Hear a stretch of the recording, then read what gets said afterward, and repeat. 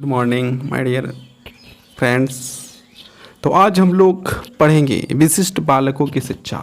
यहाँ पर हम लोग पढ़ेंगे बीएड सेमेस्टर 1 विशिष्ट बालकों की शिक्षा। ये जो प्योर हिंदी में आप लोग समझिएगा, विशिष्ट बालकों की शिक्षा। तो क्या है विशिष्ट बालकों की शिक्षा, यहाँ से हम लोग देखते हैं, स्टार्ट करते हैं।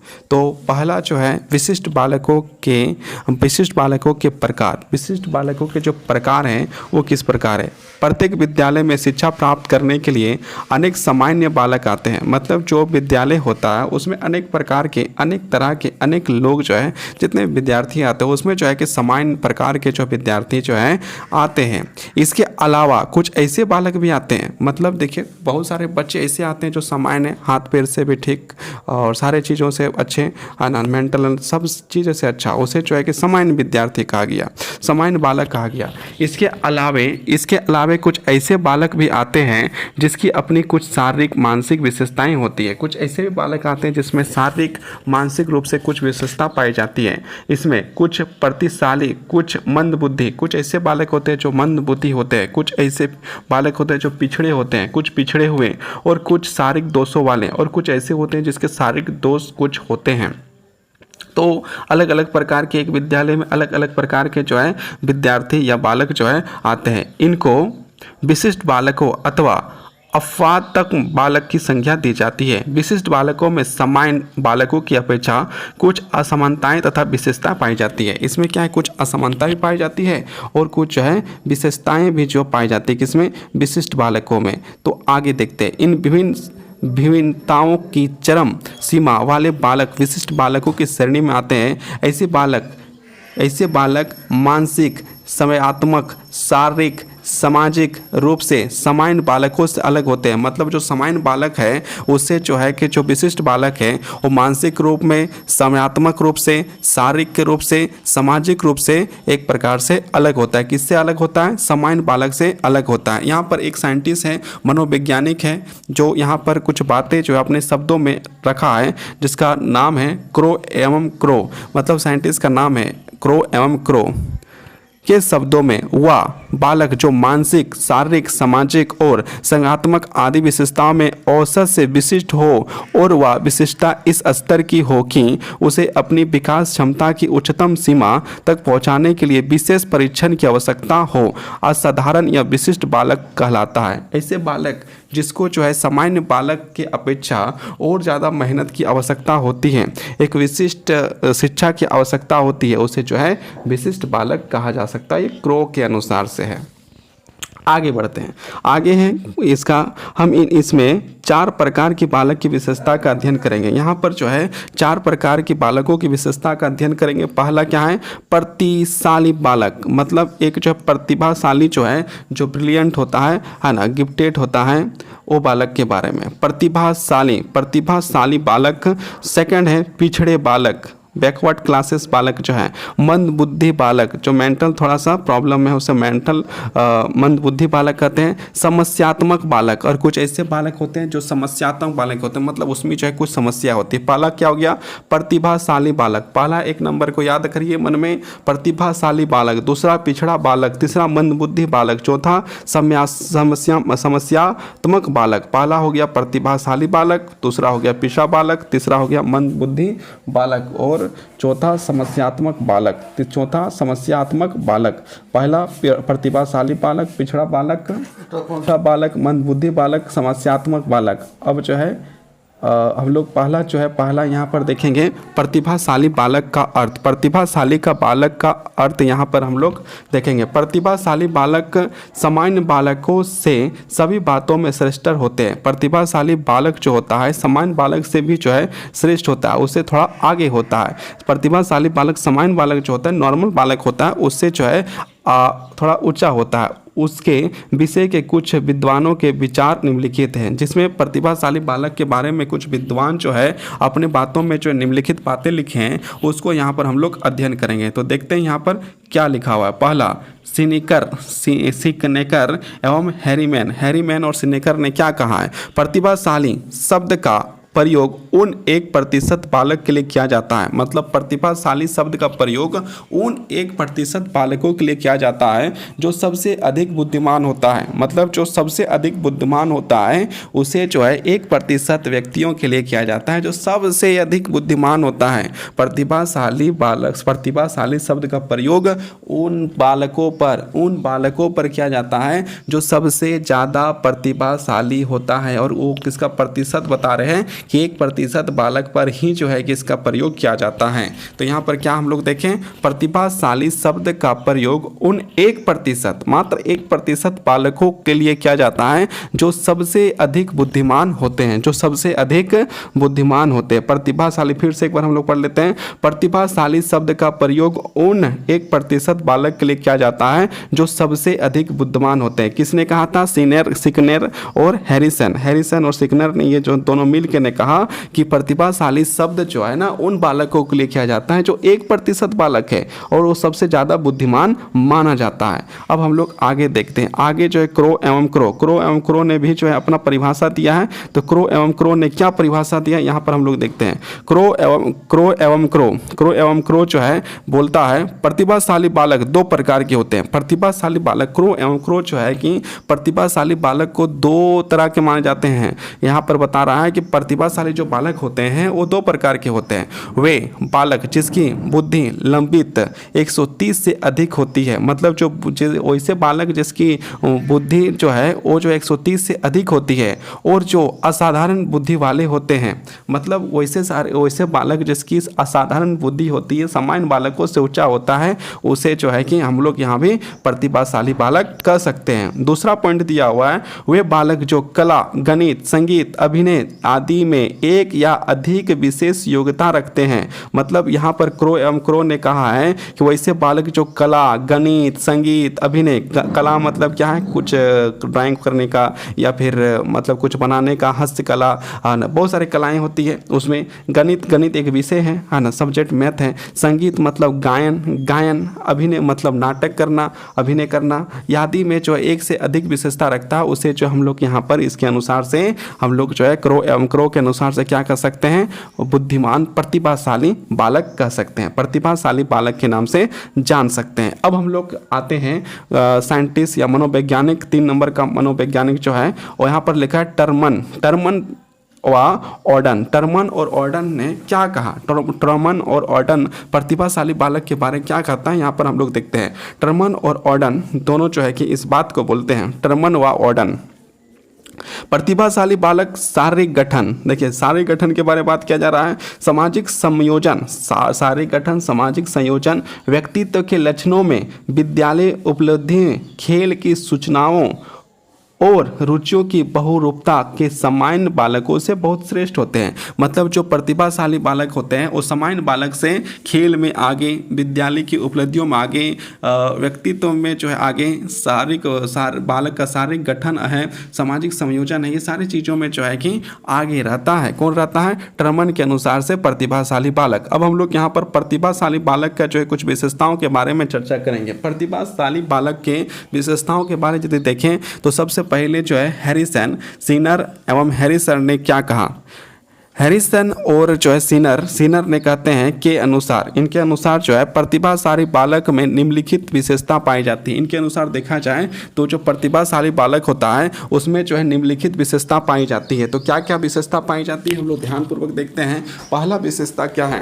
पहला विशेषता यदि हम लोग देखें तो विशाल शब्दकोश। जो प्रतिभाशाली बालक होता है उसके पास विशाल शब्दकोश होता है, बहुत ज़्यादा जो है शब्दकोश होता है। मतलब एक पॉइंट में दिया गया है कि जो प्रतिभाशाली बालक होता है उसके पास जो शब्दकोश की जो मात्रा होती है वो बहुत अधिक होती है।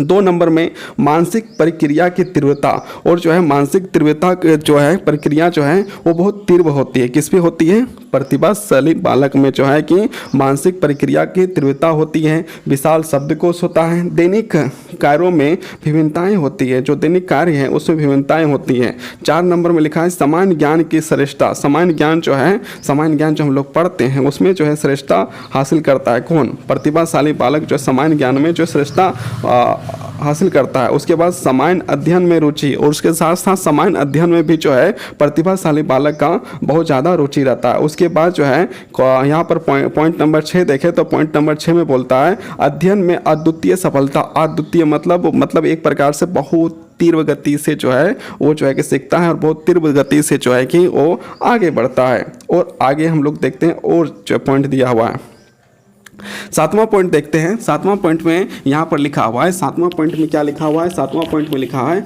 अमूर्त विषयों की रुचि। मतलब बहुत सारे विषयों में जो है रुचि होता है और अपनी जो खास विषय उसमें जो होती है उसमें भी जो है कि प्रतिभाशाली बालक का एक बहुत अच्छा रुचि होता है, अपना एक बढ़िया सा रुचि होता है, उसके अनुसार वो आगे बढ़ता है और आगे बढ़ते जाता है। आगे और देखते हैं तो 7वां के बाद 8वां देखते हैं आश्चर्यजनक अंतर्दृष्टि का प्रमाण। मतलब आश्चर्यजनक मतलब जितना विश्वास हम लोग कर नहीं सकते उससे ज़्यादा जो है कि आगे बढ़ने का जो है अंतर्दृष्टि का जो है उसे जो है ज्ञान होता है। मंद बुद्धि और सामान्य बालकों से अरुचि, वो जो है कि मंद बुद्धि और सामान्य बालकों से रहना पसंद नहीं करता है, उसे अरुचि जो है कि करता है, मतलब उससे जो है कि ज़्यादा मिलजुल नहीं रखना चाहता है। उसके बाद 9वां यदि हो गया मंद बुद्धि और सामान्य बालकों से अरुचि, उसे किसी प्रकार का जो है सामान्य बालक और मंद बुद्धि से रुचि नहीं है। अब जो है कि हम लोग आगे बढ़ते हैं 10 नंबर पाठ्य विषयों से अत्यधिक रुचि या अरुचि। मतलब यह पाठ्य विषय जो है उसमें या तो उसको बहुत ज़्यादा रुचि है या तो फिर बहुत ही ज़्यादा अरुचि है, मतलब दोनों हो सकता है, मतलब रुचि भी हो सकता है और अरुचि भी हो सकता है। अब हम लोग पॉइंट नंबर 11 देखते हैं। पॉइंट नंबर 11 में जो है लिखा हुआ है विद्यालय के कार्यों के प्रति बहुता उदासीनता। मतलब विद्यालय के जो कार्य हैं उसमें जो है बहुत उदासीनता भी जो है रहता है। उसके बाद जो है 12वां पॉइंट यहाँ पर देखा जाए, 12वां पॉइंट में लिखा है बुद्धि परीक्षाओं में उच्च बुद्धि उपलब्धि 130 प्लस से 170 तक। ये सारे जो है कि किसने लिखा है, ये सारे चीज़ जो है हैरीमैन सिग्नेकर और हैरीमैन के द्वारा जो है 12 पॉइंट दिया गया है कि एक प्रतिभाशाली बालक जो है किस प्रकार से है, उसको जो यहाँ पर 12 पॉइंट से दिखाया गया। अब आगे हम लोग देखते हैं वीटी के अनुसार, वीटी एक मनोवैज्ञानिक है, वीटी के अनुसार हम लोग देखते हैं वीटी क्या बोलता है। वीटी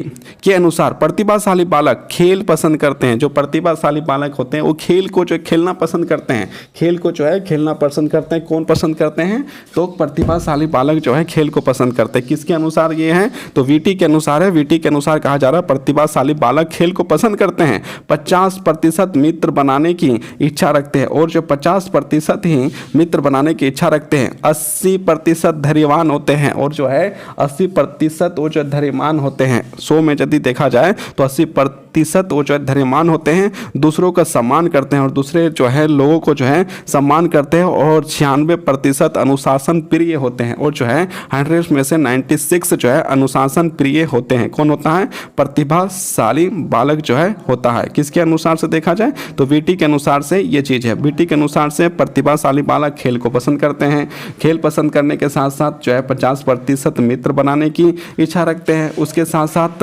80% धैर्यवान होते हैं, दूसरों का सम्मान करते हैं, 96% अनुशासन प्रिय होते हैं। अब हम लोग जो है कि प्रतिभाशाली बालकों की विशेषताओं के बारे में यहाँ पर चर्चा करेंगे। तो प्रतिभाशाली बालकों की विशेषताओं के बारे में जब हम लोग चर्चा करते हैं तो यहाँ पर देखते हैं प्रतिभाशाली बालक में आपस में कई प्रकार की विभिन्नताएं होती हैं। जो प्रतिभाशाली बालक होते हैं उसमें आपस में ही बहुत प्रकार की जो विभिन्नताएं पाई जाती है। प्रतिभाशाली बालकों के समूह में समरूपता होना आवश्यक नहीं है। वो जो है कि प्रतिभाशाली बालक जो है कि समरूप हो, एक समान हो, इस प्रकार का जो है देखा नहीं जा सकता है, मतलब भिन्न भिन्न होते हैं। इन प्रतिभाशाली बालकों की मुख्य विशेषताएं निम्नलिखित गुणों पर संबंधित है। मतलब ये जो प्रतिभाशाली बालक है उसके गुण जो है इस प्रकार से यहाँ पर जो है पॉइंट के माध्यम से बताया गया है। तो यहाँ पर 10 पॉइंट दिया गया है। तो हम लोग जो है पहला पॉइंट देखते हैं। पहला पॉइंट में क्या लिखा हुआ है, पहला पॉइंट में शारीरिक विशेषताएं, फिजिकल्स, हाँ ना, शारीरिक विशेषताएं मतलब जो प्रतिभाशाली बालक है उसके शारीरिक विशेषताएं, संवेदनात्मक विशेषताएं, सामाजिक विशेषताएं, लिंग विशेषताएं, शैक्षणिक उपलब्धता, सहगामी क्रियाएं, व्यक्तिगत विशेषताएं, सामाजिक और सांस्कृतिक नैतिक पृष्ठभूमि, बौद्धिक विशेषताएं और जो है निश्चयात्मक विशेषताएं, इस प्रकार के यहाँ पर सारी बातों को जो है हम लोग विस्तार से पढ़ेंगे। तो पहला पॉइंट क्या रखा हुआ है, शारीरिक विशेषताएं। तो शारीरिक विशेषताएं के बारे में हम लोग सबसे पहले पढ़ेंगे कि शारीरिक विशेषताएं के बारे में क्या बोलना चाहता है, एक प्रतिभाशाली बालक का जो शारीरिक विशेषताएं क्या क्या होता है। यहाँ पर एक हम लोग देखेंगे शारीरिक विशेषताएं वाले बालक मतलब शारीरिक विशेषताएं क्या होना चाहिए एक प्रतिभाशाली बालक का, इसको यहाँ पर हम लोग देखेंगे। तो पहला है शारीरिक विशेषताएं। किसका शारीरिक विशेषताएं, तो जो प्रतिभाशाली बालक है उसकी शारीरिक विशेषताएं। तो यहाँ पर देखते हैं प्रतिभाशाली बालक शारीरिक विशेषताओं में सामान्य बालकों से भिन्न होते हैं। जो प्रतिभाशाली बालक होते हैं और जो प्रतिभाशाली बालक होते हैं शारीरिक विशेषताओं में सामान्य बालकों से भिन्न होते हैं या विभिन्न कद, भार और सामान्य शारीरिक विकास के रूप में होते हैं। मतलब ऐसा नहीं कि जो प्रतिभाशाली बालक है उसका जो है कद, ऊंचाई, भार, वजन सब इक्वल हो, मतलब अलग अलग जो है कि हो सकता है। उसके बाद हम लोग सेकंड पॉइंट में आते हैं, विशिष्ट बुद्धि वाले बच्चों में शारीरिक दोष भी बहुत कम होते हैं। जो विशिष्ट बुद्धि वाले बालक होते हैं उसमें शारीरिक दोष भी बहुत कम जो है पाया जाता है। अब हम लोग जो है पॉइंट नंबर 3, टर्मन और वीटिक ने प्रतिभाशाली बालकों और उसके माता पिताओं के स्वास्थ्य के इतिहास को अध्ययन करने के पश्चात यह पाया कि प्रतिभाशाली बालक व उनके माता पिता सामान्य बालकों और उनके माता पिता से अधिक स्वस्थ होते हैं। मतलब जो टर्मन और वीटी है वो दोनों जो है कि प्रतिभाशाली बालक के माता पिताओं के बारे में अध्ययन किया और अध्ययन करने के बाद पता चला कि जो प्रतिभाशाली बालक हैं वो अपने माता पिता जो है उसके बारे में अध्ययन करने के बाद ये भी देखा गया कि उनका जो बेटा जो है ज़्यादा स्वस्थ है। और साथ साथ में यहाँ पर यह भी कहा जा रहा है कि पाया प्रतिभाशाली बालक उनके माता पिता सामान्य बालकों और उनके माता पिताओं से अधिक स्वस्थ है। मतलब सामान्य बालक के जो माता पिता हैं वो जो है प्रतिभाशाली बालक के माता पिता ज़्यादा स्वस्थ पाए गए तथा यह बालक सामान्य बच्चों से भारी होते हैं और जो है कि यह जो मतलब जो सामान्य बालक है उससे थोड़ा भारी ही होते हैं। अब आगे हम लोग बढ़ते हैं पॉइंट नंबर 4। पॉइंट नंबर 4 में लिखा है प्रतिभाशाली बालक के सामान्य बालकों की अपेक्षा 2 माह पूर्व दांत निकल आते हैं। मतलब जो प्रतिभाशाली जो बालक होते हैं, प्रतिभाशाली बालक जो होते हैं उसका दांत जो है 2 माह पूर्व है, मतलब पहले ही जो है दांत निकल जाता है। प्रतिभाशाली बालक के सामान्य बालकों की अपेक्षा जो सामान्य बालक होता है उसकी अपेक्षा 2 माह पूर्व ही दांत निकल आते हैं। 2 माह पूर्व जो है कि दांत जो है निकल आता है। किसका, प्रतिभाशाली बालक का जो दांत जो है 2 माह पहले जो है दांत निकल आता है। इसी प्रकार वे सामान्य बालकों से 2 माह पहले चलना फिरना और बोलना शुरू कर देता है। इसके साथ साथ जो प्रतिभाशाली बालक होते हैं वो जो है सामान्य बालक से 2 महीना पहले चलना फिरना और बोलना, देखिए क्या क्या गया, पहला दांत आ गया, 2 महीने पहले जो दांत आ जाता है और सामान्य बालक से पहले 2 महीना दांत आ गया, उसके बाद चलना फिरना और बोलना जो है 2 महीने पहले जो है सीख गया। कौन सीख गया, प्रतिभाशाली बालक जो है सीख जाता है। इसके आगे देखते हैं पॉइंट नंबर 5, इनकी ज्ञान इंद्रियां प्रखर होती है, मतलब बहुत तेज होती है। इनकी जो ज्ञान इंद्रियां हैं वो बहुत तेज होती है। उसके बाद छठा पॉइंट, प्रतिभाशाली बालकों में किशोरावस्था के लक्षण शीघ्र दिखाई देते हैं। जो प्रतिभाशाली बालक होते हैं उसमें किशोरावस्था के लक्षण जो है और शीघ्र मतलब बहुत तीव्र गति से दिखाई देते हैं। अब हम लोग जो है कि आगे बढ़ते हैं सेगात्मक विशेषताएं। तो यहाँ देखते हैं सेगात्मक रूप से प्रतिभाशाली बालक स्थिर और समायोजित होते हैं। मतलब जो समयात्मक रूप से देखा जाए तो वो जो है कि बालक जो है समयोजित प्रतिभाशाली बालक जो स्थिर होते हैं, मतलब स्थिर अपने आप को रखते हैं और समायोजित मतलब जो है कि किसी चीज़ से जोड़ के रखते हैं। अब जो है पॉइंट नंबर 2 देखते हैं, प्रायः प्रसन्न रहते हैं। मतलब जो प्रतिभाशाली बालक है वो प्रायः जो है पसंद रहते हैं, खुश रहते हैं और समस्याओं तथा कठिनाइयों का स्वतंत्रता से सामना करने का महत्व देते हैं। और जो किसी प्रकार की कठिनाई है, किसी प्रकार की समस्या हैं तो उस समस्या को दूर करने के लिए महत्व देते हैं या अधिक धैर्यवान भी होते हैं। और साथ में जो है ये जो है अधिक धैर्यवान भी होते हैं। अब हम लोग पॉइंट नंबर 3 में जाते हैं। पॉइंट नंबर 3 में क्या लिखा हुआ है, नए लोगों के साथ नए स्थानों पर कई स्थितियों में बालक शीघ्र ही समायोजन कर लेते हैं। मतलब नए लोग हैं, नए स्थान हैं, नई परिस्थितियां हैं, उसमें भी प्रतिभाशाली बालक जो है शीघ्रतापूर्वक तेजी के साथ जो है समायोजन मतलब एक साथ रहने लगते हैं या बातचीत करने लगते हैं या वहाँ पर जो है कि उस मौसम के अनुसार ढल जाते हैं। अब हम लोग जो है कि पॉइंट नंबर 4, इसका चरित्र और व्यक्तित्व साधारणता पर दूसरे बालकों से श्रेष्ठ होता है। यहाँ पर बहुत ही आसान लिखा हुआ है कि दूसरे बालक से उसका चरित्र और व्यक्तित्व जो है बहुत ही श्रेष्ठ जो है होता है। अब जो है पॉइंट नंबर 5 में लिखा है इस प्रकार के बालक सामाजिक दृष्टि से सुदृढ़ होते हैं, और इस प्रकार के जो बालक होते हैं वो समाज की दृष्टि से जब देखा जाए तो बहुत ही जो मजबूत होते हैं। अब हम लोग सामाजिक विशेषताएं देखते हैं। सामाजिक विशेषताएं के यहाँ पर भी जो है कितनी पॉइंट है, 6 पॉइंट यहाँ पर लिखा हुआ है। सामाजिक विशेषताएं का जो है 6 पॉइंट यहाँ पर लिखा गया है। हम लोग मेन पॉइंट 3 उसका जो है पॉइंट 6 हम लोग यहाँ पर करेंगे सामाजिक विशेषताएं। एक प्रतिभाशाली बालक के सामाजिक विशेषताएं क्या हो सकती हैं, इसके बारे में यहाँ पर हम लोग चर्चा करते हैं। मतलब एक जो है कि सामाजिक विशेषताएं किसका, प्रतिभाशाली बालक का जो है सामाजिक विशेषताएं क्या हो सकता है, इसके बारे में यहाँ पर हम लोग चर्चा करेंगे। तो देखते हैं क्या लिखा हुआ है। पहला पॉइंट, प्रतिभाशाली बालक क्योंकि हंसमुख व प्रसन्नचित्त रहते हैं। मतलब जो प्रतिभाशाली बालक हैं वो हंसमुख होते हैं, मतलब हंसते रहते हैं, अतः वे सामाजिक तौर पर अधिक परिपक्व और स्वप्रिय होते हैं। और जो है कि समाज के रूप में जो है अधिक परिपक्व और स्वप्रिय जो है मतलब कि सबके लिए प्रिय होते हैं। पॉइंट नंबर 2, ऐसे बालक अपनी आयु स्तर से अधिक आयु स्तर वाले बालकों को मित्र बनाना पसंद करते हैं। और ऐसे जो प्रतिभाशाली बालक जो होते हैं वो अपने जो है कि अपने उम्र को छोड़कर थोड़ा अपना ज़्यादा उम्र वाले लड़कों के साथ जो है मित्रता करना और ज़्यादा पसंद करते हैं। साथ में लेकिन खेलना वे अपने आयु मतलब जो है कि मित्रता जो है करता है अपने से ऊपर आयु का, लेकिन खेलना पसंद किसके साथ करता है, खेलना जो पसंद करता है ना, जो प्रतिभाशाली बालक होता है वो मित्र जो अपने एज से ऊपर वाले एज से जो है दोस्ती कर लेता है, लेकिन जब भी खेलने की बात आती है, खेलने की बात आता है तो वो जो है अपने स्तर वाले को मतलब अपना जो एज वाला जो बालक है या उससे नीचे वाला बालक है उससे ज़्यादा खेलना पसंद करता है, लेकिन खेलना वे अपने आयु स्तर के बालकों के साथ ही पसंद करते हैं। मतलब दोस्ती जो है बड़े बालकों के साथ और खेलना जो है अपनी उम्र के साथ के बच्चों के साथ करता है। कौन करता है, प्रतिभाशाली बालक ऐसा करता है, प्रतिभाशाली बालक ऐसा करता है। ऐसे बालक घर, स्कूल तथा समुदाय के अन्य कार्यों की जिम्मेदारी लेने बहुत ही पसंद करते हैं। मतलब ऐसे बालक जो होते हैं, ऐसे बालक घर का जिम्मेवारी, स्कूल का जिम्मेवारी, समुदाय या अन्य कार्यों की जिम्मेवारी लेने में वो पसंद करते हैं, मतलब किसी प्रकार का हिचकिचाहट नहीं करते। अब हम लोग जो है पॉइंट नंबर 4 देखते हैं। इनमें नेतृत्व की विशेषताएं बहुत होती हैं, मतलब ये जो है नेतृत्व कर सकता है। पॉइंट नंबर 5, सामाजिक समायोजन के 2 पक्ष होते हैं, मिलने जुलने की योग्यता और सामाजिक रूप से लाभकारी बनने की योग्यता। कई बार प्रतिभाशाली बालकों में मिलने जुलने की योग्यता में कमी पाई जाती है। मतलब प्रतिभाशाली बालक जो है बहुत कम मिलनसार होते हैं, मतलब मिलनसार तो होते हैं लेकिन मिलना जुलना जो है बहुत कम करते हैं। उनकी सर्वचात्मक गतिविधियाँ उसके सामाजिक तौर पर लाभकारी होने का संकेत होता है, और इसमें जो उसका लाभकारी होने का संकेत होता है। इन लाभकारी कार्यों में साहित्यिक रचना, शोध कार्य, खोज आदि सम्मिलित है। इस प्रकार के जो है कि सम्मिलित है। और यहाँ पर जो है टर्मन जी अपना जो है आगे हैं। टर्मन जी क्या कर रहे हैं 1925 में, देखिए टर्मन ने 500 प्रतिभाशाली बालकों का अध्ययन के पश्चात यह निष्कर्ष निकाला।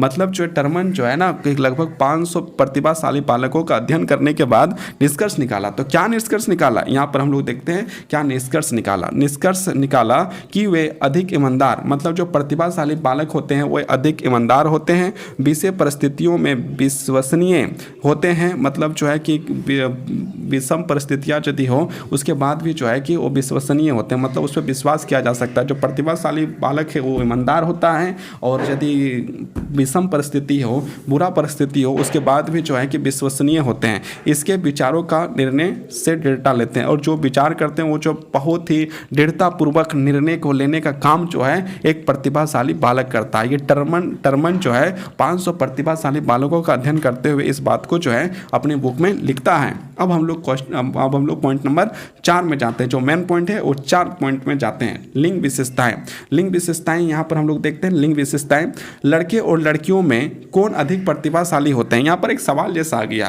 कि लड़के और लड़कियों में कौन अधिक प्रतिभाशाली होते हैं। इसका अभी तक संतोषजनक उत्तर प्राप्त नहीं हुआ है। मतलब इसका जो है कोई जो है कि ऐसा उत्तर प्राप्त नहीं हुआ जो संतोष करे मन को। तो लड़के और लड़कियों में कौन अधिक प्रतिभाशाली है, इसका अभी तक कोई संतोषजनक जो है उत्तर नहीं मिला है।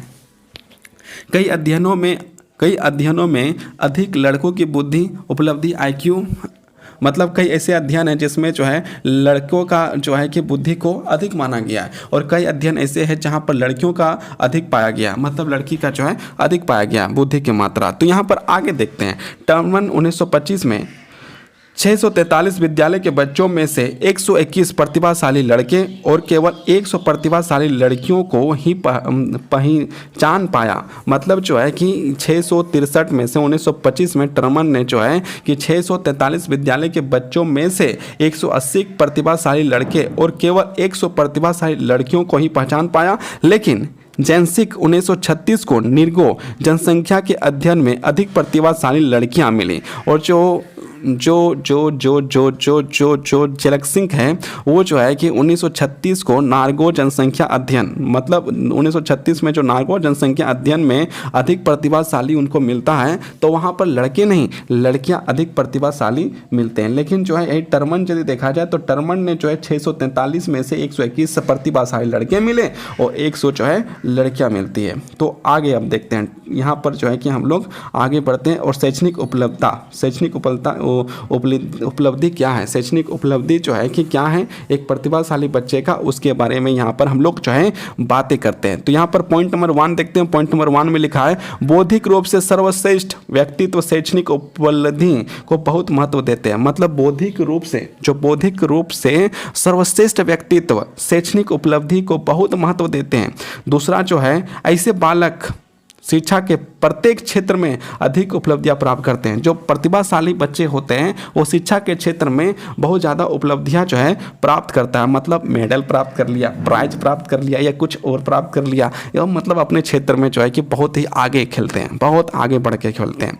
पॉइंट नंबर 3, प्रतिभाशाली बालक साहित्य विज्ञान व्याकरण गणित इतिहास भूगोल आदि विषयों में अध्यापक द्वारा श्रेष्ठ घोषित होते हैं। मतलब यदि कोई टीचर पढ़ा रहा है साहित्य में तो उसमें भी नंबर 1, विज्ञान पढ़ा रहा है तो प्रतिभाशाली उसमें भी नंबर 1, व्याकरण पढ़ा रहा है तो उसमें भी नंबर 1, गणित पढ़ा रहा है उसमें भी नंबर 1, इतिहास पढ़ा रहा है या भूगोल पढ़ा रहा है आदि विषयों में भी जो है कि प्रतिभाशाली सबसे आगे के श्रेणी में रहते हैं।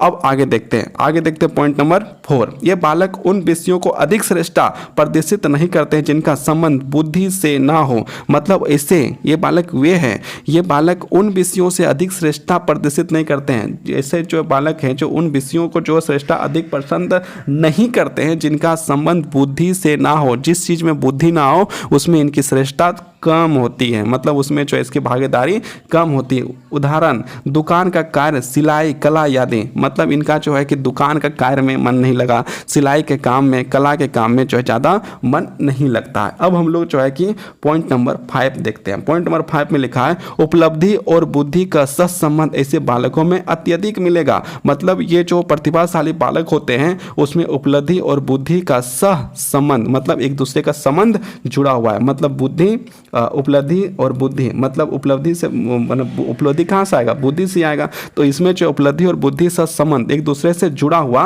होता है किसका, प्रतिभाशाली बालक में।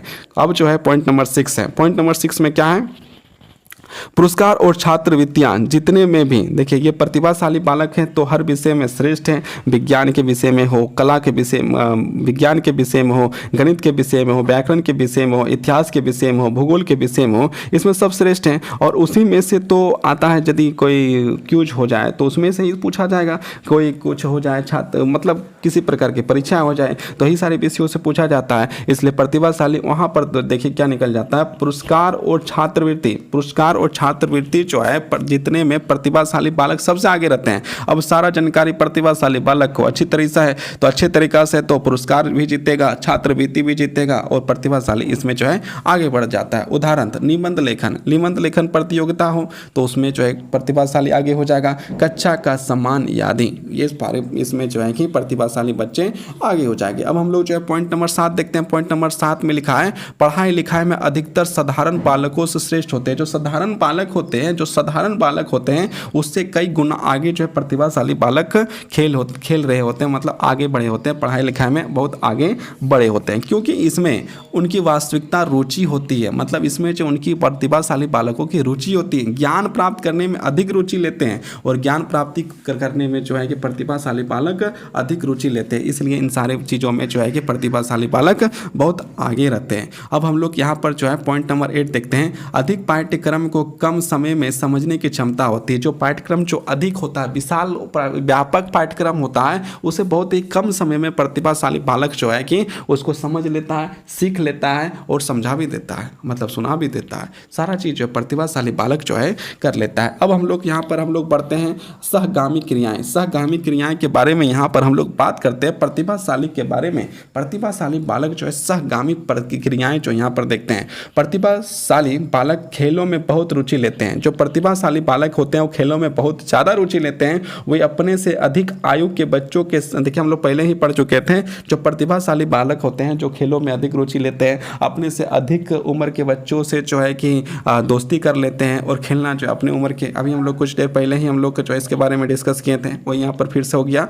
प्रतिभाशाली बालक खेलों में बहुत रुचि लेते हैं। जो प्रतिभाशाली बालक होते हैं वो खेलों में बहुत अच्छा रुचि लेते हैं। वे अपने से अधिक आयु के बच्चों में खेलना अधिक पसंद करते हैं। यहाँ पर थोड़ा सा लिखा हुआ है कि अधिक वाला में, लेकिन वहाँ पर हम लोग पॉइंट जब पढ़े थे तो उसमें जो है कि थोड़ा सा देखना पड़ जाएगा शायद, यदि गलत हो गया हो तो। और देखिए यहाँ पर वह भी पॉइंट सही होगा, ये इधर भी होगा, वो अलग है। प्रतिभाशाली बालक खेलों में बहुत रुचि लेते हैं। वे अपने अधिक आयु के बच्चों के साथ खेलना अधिक पसंद करते हैं। कम आयु के बच्चों के साथ वे कम समय व्यतीत करते हैं, और जो कम आयु के समय का बच्चा है, जो कम एज का है, उससे जो है कि बहुत कम जो है कि जुड़ना पसंद करता है। अब हम लोग पॉइंट नंबर 2 में जाते हैं। पॉइंट नंबर 2 में क्या है? प्रतिभाशाली बालक उन खेलों और क्रियाओं से अधिक रुचि लेते हैं जिसमें मानसिक परिपक्वता की आवश्यकता होती है। प्रतिभाशाली बालक उन सारे खेलों को खेलना, क्रियाओं को करना पसंद करते हैं जिसमें जो मानसिक जो है मन का विकास, मन का इंटरनल विकास जो होता है ना, हम लोग का जो है कि मस्तिष्क का जो विकास होता है, ज्ञान का जो विकास होता है, उन खेलों में प्रतिभाशाली बालक जो है ज़्यादा इंटरेस्ट लेते हैं, उसमें जो है कि ज़्यादा इंटरेस्ट लेते हैं। प्रतिभाशाली बालक उन खेलों और क्रियाओं में अधिक रुचि लेते हैं जिसमें मानसिक परिपक्वता की आवश्यकता होती है। अब हम लोग पॉइंट नंबर 3 में जाते हैं। लेहमन और वीटी जो दो मनोवैज्ञानिक हैं, लेहमन और वीटी के अनुसार प्रतिभाशाली लड़कियां अधिक खेल गतिविधियां में व्यस्त रहती है। जो प्रतिभाशाली लड़कियां होती है वो भी खेलों में जो है कि व्यस्त रहती है, वो भी जो है खेलों को जो है कि खेलना पसंद करती है। लड़कों के बारे में यह बात विपरीत होती है, और ये जो है कि लड़कों पर देखा जाए तो ये जो है कि विपरीत होता है। किसके अनुसार? लेहमन और वीटी के अनुसार। इसके अनुसार प्रतिभाशाली बालक शारीरिक खेलों में कम रुचि लेते हैं। जो प्रतिभाशाली बालक जो होते हैं वो शारीरिक खेलों में कम रुचि लेते हैं, जिसमें पढ़ाई लिखाई के कार्यों में अधिक रुचि लेते हैं, और पढ़ाई लिखाई कार्यों में जो है ज़्यादा से ज़्यादा जो है रुचि लेने का कार्य जो है प्रतिभाशाली लड़के जो है करते हैं, है ना, बालक करते हैं। अब पॉइंट नंबर 4, प्रतिभाशाली बालक स्कूलों में जाने से प्रतिभाशाली बालक स्कूलों में जाने में अधिक रुचि प्रदर्शित करते हैं। जो प्रतिभाशाली बालक होते हैं वो स्कूल विद्यालय कॉलेज जाने में ज़्यादा मन लगाते हैं, ज़्यादा जाते हैं, ज़्यादा अटेंड करना कोशिश करते हैं। ये जो है कि चौथा पॉइंट था। अब हम लोग देखते हैं 7वां, व्यक्तिगत विशेषताएं। व्यक्तिगत विशेषताएं में क्या क्या पॉइंट आते हैं प्रतिभाशाली बालक के बारे में,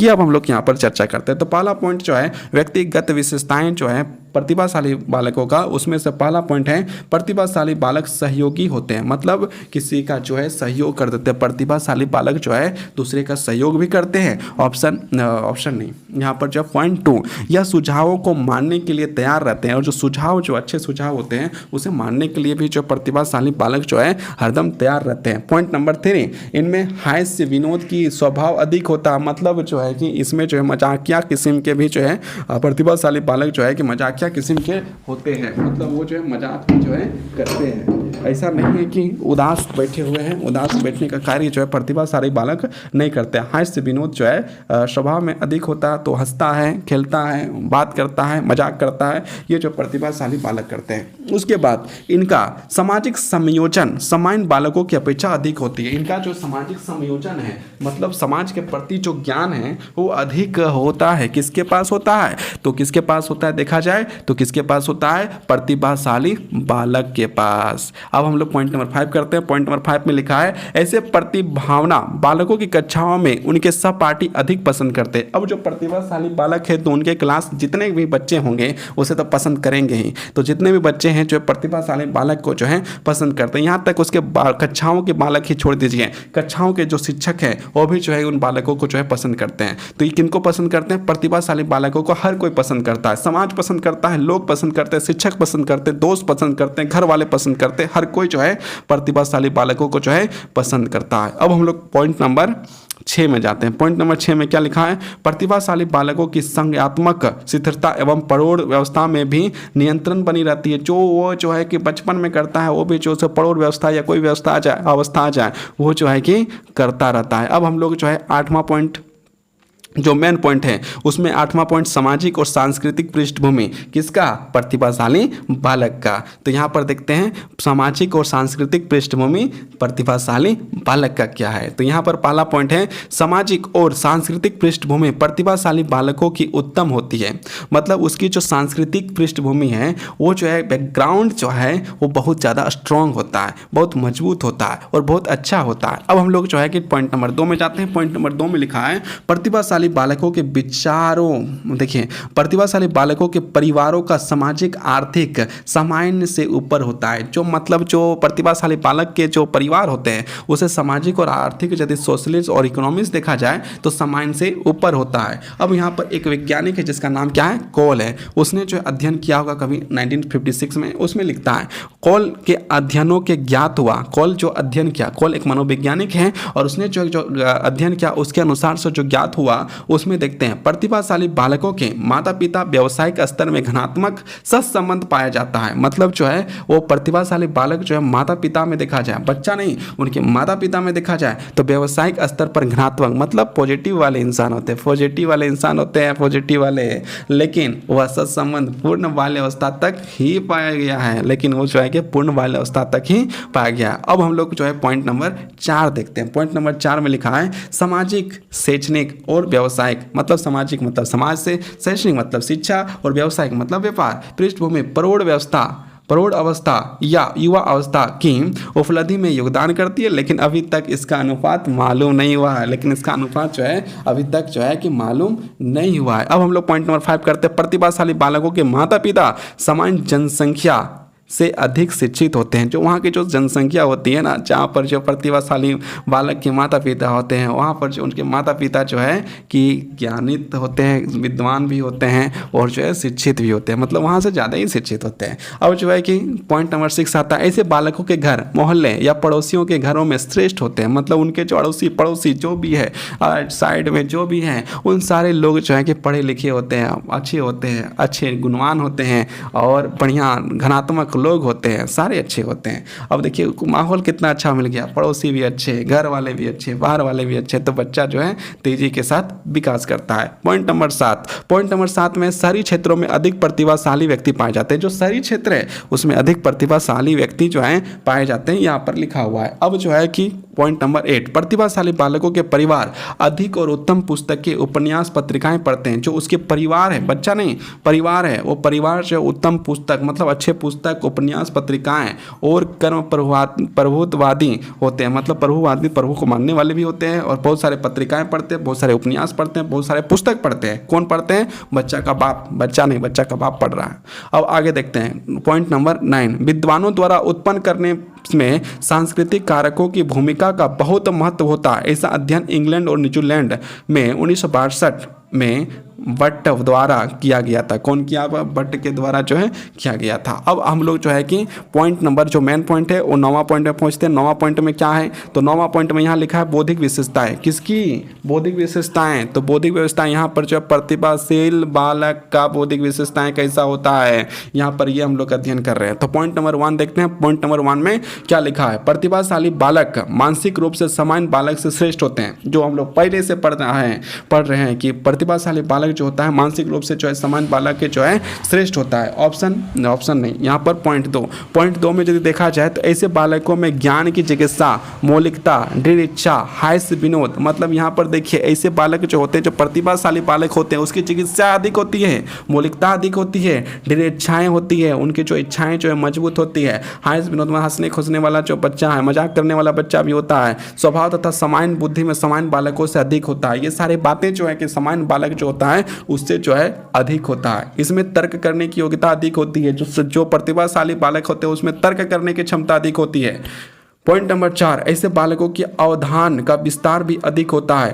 पॉइंट नंबर 5, प्रतिभाशाली बालकों में रुचियाँ, सामान्यीकरण योग्यताएं सामान्य बालकों से अधिक होती है। जो रुचियाँ जो होती है ना वो जो है कि प्रतिभाशाली बालक का अधिक होता है। अब जो है यहाँ पॉइंट नंबर 6 आ जाता है, ऐसे बालकों का अन्य कार्यों जैसे स्कूल में दिया गया कार्य जो दिया गया स्कूल के द्वारा जो किया गया आदि में भी अपनी श्रेष्ठता प्रदर्शन करते हैं। जो मतलब कॉलेज, स्कूल, विद्यालय में दिया गया उस काम में भी जो सबसे आगे रहने का कार्य कौन करते हैं, तो प्रतिभाशाली बालक करते हैं। अब जो यहाँ पर हम लोग पॉइंट नंबर 7 करते हैं, इनका अधिगम तीव्र गति से होता है। इनका जो अधिगम लर्निंग जो सीखने की प्रक्रिया है वो बहुत ही तीव्र गति से होता है। किसका होता है, प्रतिभाशाली बालक का जो सीखने की प्रक्रिया है बहुत ही तीव्र गति से होता है और सरलता से होता है। तीव्र गति से भी होता है और सरलता के साथ भी होता है। किसका होता है, तो प्रतिभाशाली बालकों का। 8वां पॉइंट हम लोग देखते हैं, 8वां पॉइंट लिखा है यह स्पष्टवादी, मतलब जो बोलेगा सब बोलेगा, जो करेगा सो करेगा वाला लड़का होता है। फुर्तीला, मतलब जो है आलसी जैसा नहीं होता है। और श्रेष्ठ आत्म अभिव्यक्ति वाले होते हैं, मतलब श्रेष्ठ मतलब अच्छे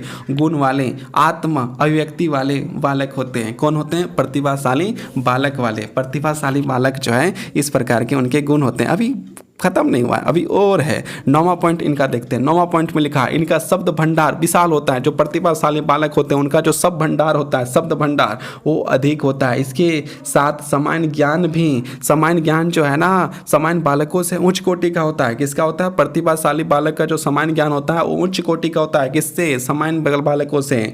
अब जो है पॉइंट नंबर 10, ये बालक अपनी कक्षा में अतिरिक्त अन्य पुस्तकें, मतलब ये जो है ये बालक जो है कि अतिरिक्त जो पुस्तकें जो पढ़ाई हो रही कक्षा में तो पढ़ता ही है, इसके साथ साथ अन्य पुस्तक व अपनी कक्षाओं के पुस्तकें 1-2 वर्ष पहले ही पढ़ने में समर्थ हो जाते हैं। और जो अन्य पुस्तक भी पढ़ना चाहिए इसमें जो समर्थ हो जाते हैं और दूसरा सारी चीज़ को पढ़ते हैं। अब हम लोग यहाँ पर देखते हैं 11वां पॉइंट। 11वां पॉइंट में क्या है, वे अपना ध्यान अधिक केंद्रित कर सकते हैं। वो जो अपना ध्यान को भटकाते नहीं, एक जगह जो केंद्रित करके रखते हैं। जो प्रतिभाशाली बालक होते हैं वो अपने ध्यान को केंद्रित करके रखते हैं, अलग अलग जगह भटकाने का काम नहीं करते हैं। अब हम लोग यहाँ पर पॉइंट नंबर 12 देखते हैं। पॉइंट नंबर 12 में क्या, प्रतिभाशाली बालक की स्मृति मतलब क्या, याद करने की क्षमता, याद रखने की क्षमता अन्य बालकों की अपेक्षा अधिक होती है। स्मृति जो है ना मतलब ज्ञान कौन सा ज्ञान, याद रखने की क्षमता जो है अन्य बालक कौन सा बालक, सामान्य बालक से अधिक होता है। किसका होता है, प्रतिभाशाली बालक का होता है। 13वां पॉइंट में हम लोग बात करते हैं। 13वां पॉइंट में क्या लिखा है,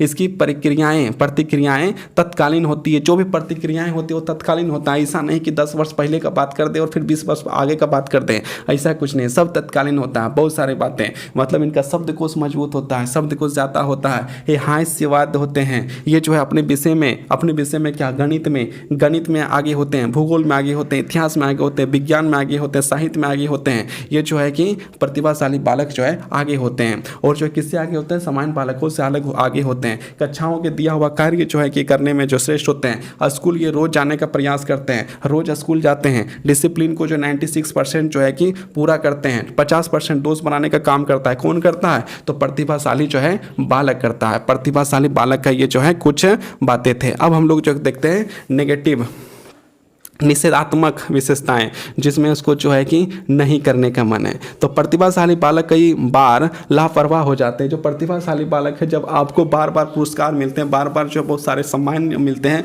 बहुत सारा जो है छात्रवृत्ति मिलता है, तो आपको जो है कभी कभी जो है ये अपने ट्रैक से हट जाते हैं और जो लापरवाह हो जाते हैं। ये बात हो गया। अब हम लोग पॉइंट नंबर 2 देखते हैं। ऐसे बालकों की रुचि दूसरों की आलोचना करने में अधिक होती है। प्रतिभाशाली बालक कभी कभी जो है दूसरे की आलोचना फिर करने लगता है, क्योंकि क्योंकि उसको जो है कुछ कमियां दिखती है, उसमें कुछ बुराइयां दिखती है, जो उसकी आलोचना जो है प्रतिभाशाली बालक जो है करने लगता है। अब यहाँ पर पॉइंट नंबर 3 है, वे कई बार अभिमानी कई बार जो है कि अभिमानी हो जाते हैं, अहंकार हो जाता है, प्रतिभाशाली बालक का जो है अहंकार भी हो जाता है। वे कई बार जो है अभिमानी प्रकार के होते हैं और दूसरों के ईर्ष्या भी उन्हें होने लगती है और दूसरे को देखकर जो है ईर्ष्या भी होने लगता है। उसकी सफलता से जो है प्रतिभाशाली बालक जो है जलने लगते हैं, ईर्ष्या हो जाता है। अब हम लोग पॉइंट नंबर 4 में जाते हैं। इस श्रेणी के बालकों में बड़े नटखट और शोर मचाने वाले भी होते हैं। जो प्रतिभाशाली बालक होते हैं, इस श्रेणी के बालक जो होते हैं बड़े नटखट भी होते हैं और शोर मचाने वाला बालक होता है। मतलब शोर करेगा, नटखट मतलब कि थोड़ा सा परेशान भी करता है। किसको परेशान करेगा? क्लास को परेशान करेगा और किसको परेशान करेगा? प्रतिभाशाली बालक की समस्याएं। प्रतिभाशाली बालक की जो समस्याएं होती हैं उसके बारे में यहाँ पर हम लोग देखते हैं। प्रतिभातन बालकों की भी अपनी समस्याएं होती है। हर व्यक्ति का जो समस्या है, तो एक बालक का भी समस्या है, जो जन्म लिया उस बालक का भी समस्या है, और जो लास्ट में जो है मृत्यु होने वाली है, निधन होने वाला है, उस इंसान का भी समस्या है। ऐसा नहीं, हर एक व्यक्ति जो जन्म लिया है उसका एक समस्या हर समय होता है, कुछ ना कुछ समस्याएं जो है हर टाइम जो है उसके पास रहता है। तो प्रतिभातन बालकों की भी अपनी समस्या होती है। इन समस्याओं का संबंध मुख्य रूप से सीखने और समायोजन से होता है। उनकी समस्याओं की चर्चा यहाँ पर की गई है। यहाँ पर जो है उनकी समस्याओं का जो है चिंतन किया गया है, चर्चा किया गया है। तो देखते हैं, पहले देखिए परिवार में समयोजन। परिवार में जो समयोजन मतलब पहला समस्या उसका जो है कि घर से आ रहा है, तो घर वाला समस्या को देखते हैं। कई बार प्रतिभाशाली बालकों की मूलभूत आवश्यकताओं की पूर्ति नहीं हो पाती है। जो प्रतिभाशाली बालक है उसे जो है कई बार जो है कि उसकी जो आवश्यकता होती है उसकी पूर्ति नहीं हो पाती, और माता पिता इस स्थिति में नहीं होते हैं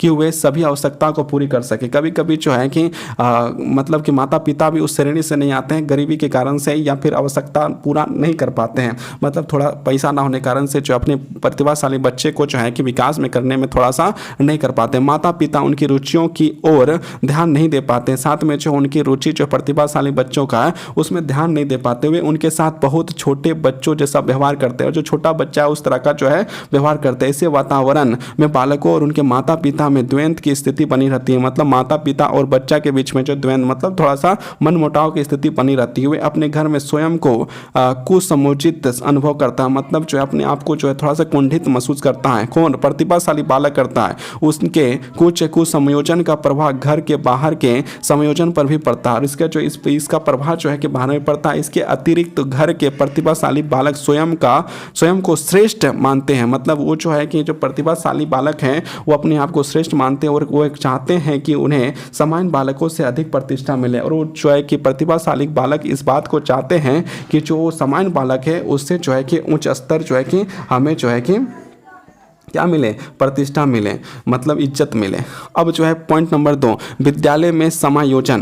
प्रतिभाशाली बालकों की मानसिक प्रक्रिया सामान्य बालकों से अधिक तीव्र होती है। कक्षा में साधारण ज्ञान का साधारण शिक्षण विधियों से उनके संतोष नहीं होता है। मतलब जो प्रतिभाशाली बालक है उसमें जो संतोष नहीं हो पाता, वे अध्यापकों से कुछ विशेष प्रकार के ज्ञान और शिक्षण की आशा करते हैं। प्रतिभाशाली बालक जो होता है एक विशेष प्रकार का ज्ञान, विशेष प्रकार की जो है शिक्षण की आवश्यकता, और मतलब खोजता है कि कुछ ऐसा मिले जो मतलब मजा आ जाए पढ़ने में। ऐसा स्थिति जो है कि प्रतिभाशाली बच्चे जो है खोजते हैं। प्रतिभाशाली बालकों की यदि कक्षा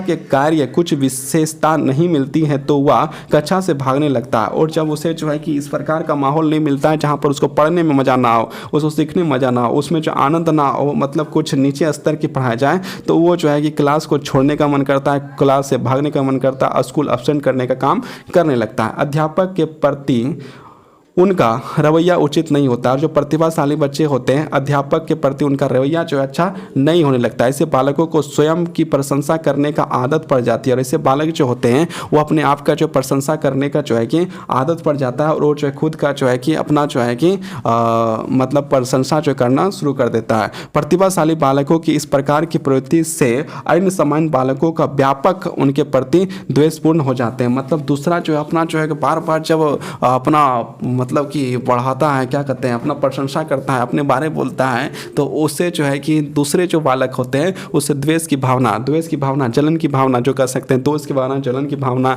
या मतलब भावनाहीनता जो है वो खड़ा हो जाता है। इसे वातावरण में प्रतिभाशाली स्वयं भी कुसमोचित अनुभव करते हैं। और इसे जो है कि इस वातावरण में जो है कि जो कुंठित महसूस करते हैं, प्रतिभाशाली बच्चे जो है अपने आप को कुंठित महसूस करते हैं। अब यहाँ पर देखते हैं कार्य करने की गति। एक प्रतिभाशाली बच्चे में कार्य करने की गति में क्या क्या क्या क्या प्रॉब्लम आ सकते हैं, यहाँ पर हम लोग देखते हैं। प्रतिभाशाली बालकों की मानसिक क्षमताएं और योग्यताएं समान बालकों की अपेक्षा अधिक उत्तम होती है। यहाँ पर हम लोग पहले से पढ़ते आए हैं कि प्रतिभाशाली बालक जो है उसकी मानसिक क्षमताएं और योग्यताएं जो है वो समान बालकों से अपेक्षा जो है अधिक उत्तम होती है। उसमें सूझबूझ की शक्ति, चिंतन शक्ति, तर्क वितर्क की क्षमता, कल्पना की शक्ति और मतलब याद करने की शक्ति और सृजनात्मक क्षमता आदि समान बालकों की अपेक्षा कहीं अधिक होती है। प्रत्येक कार्य को करने और नए कार्य को सीखने के लिए प्रतिभाशाली बालक समान बालकों की अपेक्षा कम समय लेते हैं। इस दृष्टि से मतलब क्या है, यहाँ पर जो है उसका चिंतन का देखा जाए, उनका सूझबूझ देखा जाए, प्रतिभाशाली का जो है देखा जाए, सूझबूझ देखा जाए या मानसिक क्षमता देखा जाए या चिंतन देखा जाए या तर्क वितर्क देखा जाए या कल्पना शक्ति देखा जाए या याद करने की क्षमता देखा जाए, तो प्रतिभाशाली का जो है, प्रतिभाशाली बच्चे का जो है उसका जो है स्तर जो है बहुत ऊंचा होता है। किसके अलावा किसके समतुल्य नहीं होता है, तो सामान्य बच्चों से जो है वो समतुल्य नहीं होता है, ऊपर की होती है। तो क्या होता है, और सीखने का कार्य जो है, नए कार्य को सीखने के लिए प्रतिभाशाली बालक सामान्य बालकों की अपेक्षा कम समय लेता है। और जो सीखने का जो समय है वो भी कम समय लेता है। ऐसा नहीं कि जो है कुछ चीज़ है उसको सीखने में जो है ज़्यादा से ज़्यादा समय ले, ऐसा नहीं। वो जो है कि कम से कम समय में जो है कि अच्छा से अच्छा सीख लेता है।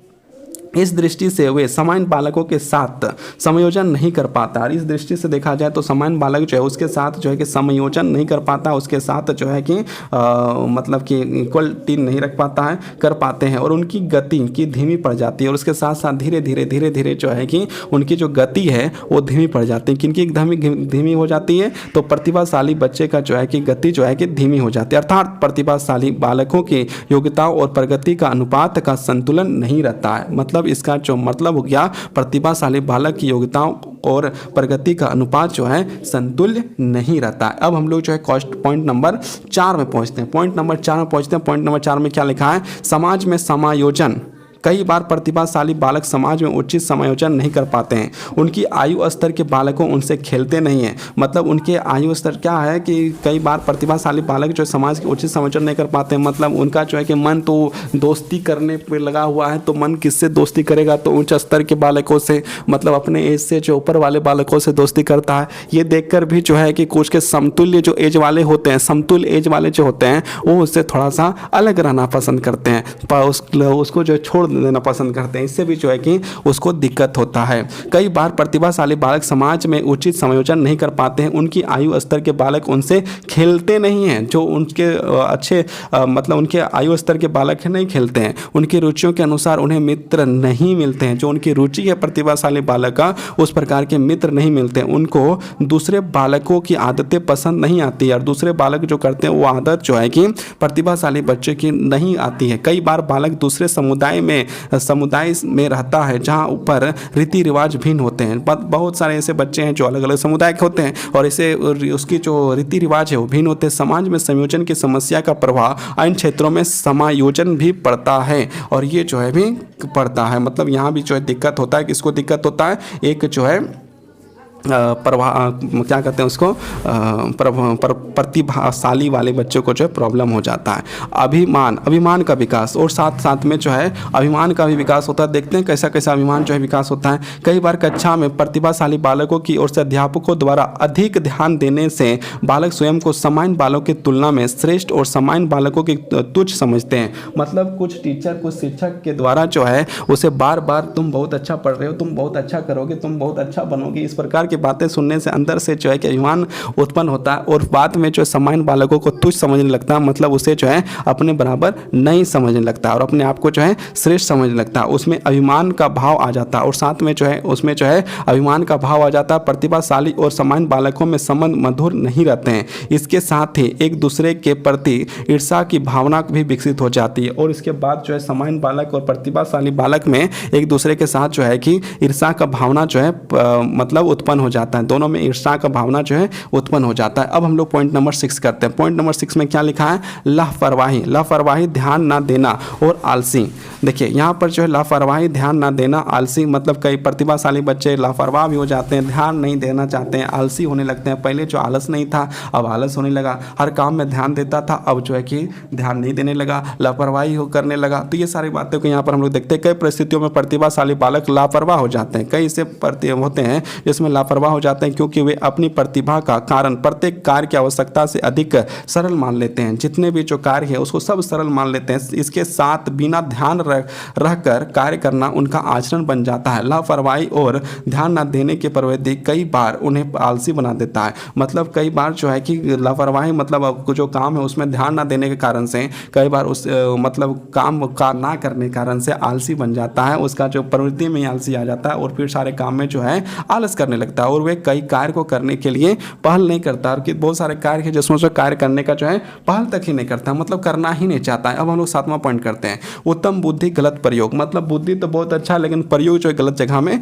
कर देता है। तो यहाँ पर देखते हैं प्रतिभाशाली या उत्तम बुद्धि वाले बालकों को यदि उचित समय पर मार्गदर्शन ना मिले, मतलब जो प्रतिभाशाली बालक है उसे अच्छा मार्गदर्शन यदि नहीं मिलता है तो बुद्धि तो बहुत ऊंची है, उचित कोटि की है, बहुत अच्छी बुद्धि है, लेकिन उसका प्रयोग जो है गंदे कार्यों में और गलत तरीके से और गलत कार्यों में जो है लग जाता है। तो यहाँ पर वही लिखा है, प्रतिभाशाली या उत्तम बुद्धि वाले बालकों को यदि उचित समय पर मार्गदर्शन या निर्देशन नहीं मिलता है तो वे अपने प्रतिभा या बुद्धि का गलत प्रयोग करने लगते हैं। वे अनुशासनहीनता, शरारतें, दलबंदी मतलब दल बना लेता है, शरारतें करने लगता है। अनुशासनहीनता मतलब अनुशासन को पालन नहीं करता है, जो 96% तक का अनुशासन को पालन करता था वो जो अनुशासन को जो है पालन नहीं करने लगता है, गतिविधियों में शामिल होने लगता है, मतलब गलत गतिविधियों में शामिल होने लगता है। इसी प्रकार की परिस्थितियां उन्हें समस्या बालक भी अपराधी बना देता है और जो उसको जो प्रॉब्लम में खड़ा कर देता है। इसलिए जो है कि जो उत्तम बुद्धि वाले बालक होते हैं, जो प्रतिभाशाली बालक होते हैं, उसे जो है समय में जो है सारा चीज़ मिलना चाहिए, मतलब मार्गदर्शन जो है कम से कम जो मार्गदर्शन सही मार्गदर्शन जो है उसे जो है मिलना चाहिए। पॉइंट नंबर 8, गिरोह में शामिल होना। गिरोह मतलब गैंग बन जाता है, उसको गैंग बनाने लगता है बालकों से मिलकर, गिरोह में शामिल होना। कई बार प्रतिभाशाली बालक को अधिक स्नेह, प्रशंसा और सहानुभूति मिलती है। मतलब कई बार जो बालक होता है, जो तीव्र गति से प्रतिभाशाली बालक होते हैं, वे जो है कई बार जो है बालकों जो है वो स्नेह मतलब शिक्षक के द्वारा स्नेह मिलता है, प्यार मिलता है, प्रशंसा मिलता है, सहानुभूति मिलता है। वह इसकी पूर्ति हेतु उन लोगों से संबंध बढ़ाने शुरू कर लेते हैं जो उन्हें स्नेह, प्रशंसा और सहानुभूति प्रदान करता है। और उसके साथ साथ वो धीरे धीरे ऐसे ऐसे लोगों के साथ मिलने लगता है जिससे वो प्यार करता है, प्रशंसा करता है या फिर सहानुभूति रखता है, उन सारे लोगों से मिलने लगता है। परिणाम स्वरूप कई बार ऐसे प्रतिभाशाली बालक गलत समूह में शामिल हो जाते हैं और जो है कि कई बार जो है कि ये बालक जो है गलत समूह में शामिल हो जाते हैं और अपनी प्रतिभा को नष्ट कर बैठते हैं और समाज विरोधी कार्य करने लगते हैं और साथ में जो है कि अपना जो प्रतिभा जो है वो भी नष्ट कर लेता है और समाज के जो विरोध में जो है कार्य करना शुरू कर देता है। कौन करता है? तो प्रतिभाशाली बालक करता है। 9वां पॉइंट देखते हैं। 9वां पॉइंट में क्या लिखा है? अध्ययन विधियाँ। यह बात सर्वमान्य है, यह बात सर्वमान्य है कि प्रतिभाशाली बालकों के लिए विशेष शिक्षण विधियों की आवश्यकता होती है। सामान्य शिक्षण विधियों में कई बार प्रतिभाशाली बालक संतुष्ट नहीं हो पाते हैं, मतलब उसके शिक्षण विधियों से जो शिक्षक के द्वारा पढ़ाया जाता है उसमें जो कई बार जो संतुष्टि नहीं मिलती है। उनकी असंतुष्टि से कई बार अध्यापक को कक्षा में कई बार की समस्या का सामना करना पड़ता है, मतलब कि जो है कि असंतुष्टि कारण अध्यापक को कक्षा में कई बार की समस्या का सामना करना पड़ता है। इस प्रकार वातावरण में प्रतिभावना बालक का स्वयं में समझन नहीं कर पाता है, मतलब अच्छा न लगने के कारण से जो है कि शिक्षक और बालक के बीच में जो आपसी संबंध है उसमें थोड़ा सा दिक्कत आने लगता है। अब हम लोग देखते हैं पॉइंट नंबर 10। पॉइंट नंबर 10 में क्या लिखा है? विद्यालय विषयों को व्यवसाय के चयन की समस्याएं। प्रतिभाशाली बालकों की रुचियां, विभिन्नताएं अत्यधिक होती है, उनकी जो रुचि जो है बहुत ही ज़्यादा अधिक होती है। इन विभिन्नताओं के कारण उन्हें विद्यालय के विषयों व्यवसायों को चयन में अधिक कठिनाई का सामना करना पड़ता है। कई बार बालकों द्वारा गलत चयन करने के संयोजन संबंधी समस्याओं का कठिन समस्या उत्पन्न होती है, मतलब उसकी रुचियां अधिक है तो जो है अधिक से अधिक चीज चाहेगा और जो उसकी सोच अधिक है तो बहुत सी सोच लेता है। इसके कारण से जो है कई बार जो है गलत तरीके से वो जो सोच लेता है और उसकी जो परिणाम जो है गलत हो जाते हैं। उपयुक्त समस्याओं को प्रतिभाशाली बालक को समायोजन की विभिन्न प्रकार व भूमिकाओं का निर्वाह करता है। इसलिए हम यहाँ पर जो है एक मार्गदर्शन की जो है प्रतिभाशाली बच्चों का हरदम जो एक मार्गदर्शन की आवश्यकता होता है। एक ऐसे शिक्षक होना चाहिए जो अपने बच्चों को जो है और प्रतिभाशाली बच्चों को जो है प्रतिभाशाली बच्चों को जो है आगे बढ़ाने के लिए सही मार्गदर्शन देने का काम करें। ये समस्याओं को विवश करती है। ऐसे बालकों को शिक्षा के लिए प्रबंध किए जाए अथवा उनकी प्रतिभा और योग्यताएं विकसित नहीं पाएंगी, ऐसी छात्रों की प्रतिभा को समुचित उपयोग नहीं होगा। अब हम लोग यहाँ पर देखते हैं प्रतिभाशाली बालकों की पहचान। यहाँ पर जो है पहचान लिखा हुआ है, लेकिन यहाँ पर हम लोग पढ़ेंगे प्रतिभाशाली बालकों का पहचान। पहचान क्या है पहचान प्रतिभाशाली बालकों का? यहाँ पर हम लोग देखते हैं प्रत्येक स्कूल या कक्षा का विभिन्न प्रकार के बालक होते हैं। जो भी कक्षा हो, जो भी स्कूल हो, जो भी विद्यालय, जो भी जगह हो, वहाँ पर जो है हर प्रकार के जो है कि विद्यार्थी होते हैं। स्कूल में अलग अलग प्रकार की कक्षाएं में अलग अलग प्रकार के लोग होते हैं, अलग अलग जगह के लोग होते हैं, अलग अलग स्थान के लोग होते हैं। उसमें व्यक्तिगत विभिन्नताएं उसमें भी अधिक देखने को मिलती है, और जो व्यक्तिगत विभिन्नताएं हैं वो भी बहुत अलग अलग होती हैं। इन व्यक्तिगत विभिन्नताओं के आधार पर प्रतिभाशाली बालकों का चयन करना अध्यापक के लिए किसी चुनौती से कम नहीं होता है। और जो यदि प्रतिभाशाली बालक को यदि देखना खोजे शिक्षक, तो उसके लिए भी एक चुनौती का ही बहुत ही बड़ा चुनौती होता है। प्रतिभाशाली बालक की पहचान करने के लिए अध्यापक को कई प्रकार के विधियां का प्रयोग करना पड़ता है। मतलब जो है कि प्रतिभाशाली बच्चा कौन है उसको जानने और समझने के लिए जो है शिक्षक को जो है कई प्रकार की अलग अलग बुद्धि लगा के विधि लगाकर वो जो है कि पहचान करने का कार्य करता है। किसी एक प्रविधि द्वारा निश्चित कर पाना कि कौन सा बालक प्रतिभाशाली है और कौन सा सामान्य बालक है बहुत कठिन है। मतलब एक विधि लगाकर बोल दो कि ये जो है प्रतिभाशाली है और ये प्रतिभाशाली नहीं है, तो ये जो है गलत होगा। इनकी पहचान के लिए निम्नलिखित प्रविधियां का उपयोग किया जाता है। मतलब इनकी पहचान के लिए जो है निम्नलिखित तरीका जो उपयोग किया जा सकता है। तो क्या किया जा सकता है? पहला एक नंबर है बुद्धि परीक्षाएं। बुद्धि परीक्षाएं देखें तो प्रतिभाशाली बालकों की पहचान के लिए अध्यापक विभिन्न प्रकार की बुद्धि परीक्षा का प्रयोग करता है। मतलब बहुत प्रकार के टेस्ट लेता है जी। वे बुद्धि परीक्षण व्यक्तिगत और सामूहिक होते हैं। मतलब कि सामूहिक भी हो सकते हैं, व्यक्तिगत भी हो सकता है, अकेला भी हो सकता है, समूह भी हो सकता है। बुद्धि परीक्षणों का वर्गीकरण भाषा का प्रयोग के आधार पर भी किया गया है। अर्थात शाब्दिक और अशाब्दिक परीक्षण भी शाब्दिक परीक्षणों के कागज और पेंसिल का प्रयोग से होता है, और शाब्दिक परीक्षणों के कई क्रियाएं करवाई जाती है। टर्मन के अनुसार 140 या उससे अधिक बुद्धि वाले बालक प्रतिभाशाली बालक के श्रेणी में आते हैं। अब देखिए प्रवणता का परीक्षण। जैसा कि हमें मालूम है कि प्रवणता बालकों के सम्मान और अभिव्यक्ति करती है। वह सम्मान बालकों की भविष्य की उन्नति के बारे में अनुमान लगाता है। अतः प्रवणता बालकों की भविष्य के संबंध होती है। इस प्रकार के परीक्षणों के लिए भी अध्यापक को परीक्षण की आवश्यकता होती है, क्योंकि ऐसे परीक्षण से प्राप्त अंकों का अर्थफंड परीक्षित व्यक्ति द्वारा ही कर पाता है। अब यहाँ पर संबंधित सूचनाएं देखिए, यहाँ पर क्या लिखा हुआ है जी। संबंधित व्यक्तियों की सूचनाएं। प्रतिभाशाली बालकों की पहचान के लिए संबंधित व्यक्तियों का संपर्क करना और उनके बालकों के बारे में रिपोर्ट मांगना अति लाभदायक होता है। मतलब उसके पेरेंट्स से जो है कि रिपोर्ट मांग सकते हैं, आपका बच्चा करता क्या, कैसा करता है, कैसा रहता है, कितना बजे सोता है, कितना बजे खाता है, क्या करता है, क्या नहीं करता है। इन सारे बातों को भी जो हम लोग जो है कि देख सकते हैं। इन संबंधित व्यक्तित्व में बालकों के माता पिता, अध्यापक, आस पड़ोस के लोग व उनके मित्रगण सम्मिलित है। इन सब के आवश्यक सूचना एकत्रित करके अध्यापक प्रतिभाशाली बालकों के प्रतिभा और उसकी प्रतिभा के स्तर को भली भांति जान सकता है। इसके अतिरिक्त अध्यापक प्रतिभा खोज प्रतियोगिताएं आयोजित करके प्रतिभा की खोज करने का प्रयत्न कर सकता है। इस प्रकार प्रतिभाएं कई प्रकार की बहुत लाभकारी सिद्ध हो सकती है। ये सारे कार्य जो है एक अध्यापक के द्वारा अपने बच्चों के लिए, अपने छात्रों के लिए किया जा सकता है, और इससे पता जा सकता मतलब कि जानकारी उपलब्ध हो सकता है कि एक प्रतिभाशाली बच्चे का जो है कौन है, कौन नहीं है, कौन सामान्य बच्चा है, कौन जो है प्रतिभाशाली बच्चा है। निष्पक्षित परीक्षण। मतलब कि जो है ये जो ऐसा नहीं कि पक्षपात तरीके से जो है एनालिसिस करना। शिक्षा के क्षेत्र में प्रतिभाशाली बालकों की खोज के लिए अध्यापक निष्पक्ष परीक्षणों की सहायता ले सकता है। इस प्रकार वे परीक्षणों में बालकों की शैक्षणिक उपलब्धता का ज्ञान बड़ी सुगमता से हो सकता है, और जो है कि यदि निष्पक्ष किया जाए तो बालकों के सारा ज्ञान को जो है बहुत ही आराम से प्राप्त हो सकता है। बालकों के गुणों के आधार पर विशेषताएं। डीन हॉर्न और कफ के अनुसार जो है देखते हैं हम लोग क्या कहता है प्रतिभाशाली बच्चे के बारे में। नहीं, प्रतिभाशाली बालकों के 2 गुण एक सूची में तैयार की है, जिसके आधार पर भी अध्यापक ऐसे बालकों का पहचान कर सकता है। यह सूची इस प्रकार से देखिए, पहला सूची यहाँ पर आ चुका है। पहला सूची अ ब स द य र ल ल में है। तो पहला देखते हैं, प्रतिभाशाली बालक सुगमता के साथ याद कर लेते हैं। मतलब कोई भी चीज़ यदि याद करने के लिए दिया गया तो वो चीज़ को जो है वो याद कर लेता है। ब में लिखा गया ये सामान्य बुद्धि का अधिक प्रयोग करते हैं। ये जो बालक होते हैं सामान्य बुद्धि का बहुत ज़्यादा जो है प्रयोग करता है। कौन करता है? प्रतिभाशाली बालक करता है। ये बालक रटने के बजाय समझने में विश्वास करते हैं। और ये बालक जो है कि रटने छोड़कर जो है कि समझने में ज़्यादा ध्यान देता है। कौन देता है? प्रतिभाशाली बालक देता है।